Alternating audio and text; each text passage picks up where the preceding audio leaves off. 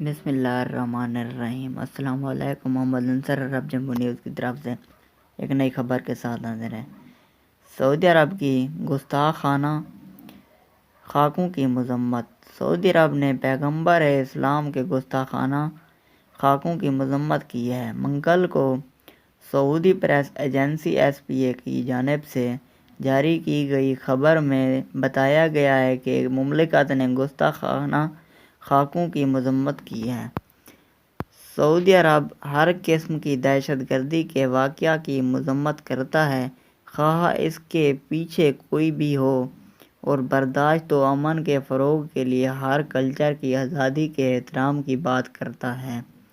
عرب news کے مطابق 16 اکتوبر کو پیرس میں ایک استاد کا سر قلم کیے جانے کے بعد فرانسیسی صدر میکروں نے اسلامی شدت پسندوں کے خلاف جنگ لڑنے کا بیان دیا تھا۔ فرانسیسی صدر کے بیان کے بعد اسلامی دنیا کے مختلف حصوں میں احتجاج دیکھنے میں آیا اور شام میں صدر میکروں کی تصاویر، جبکہ لیبیا کے دارالحکومت تریپولی میں فرانسیسی پرچم جلائے گئے۔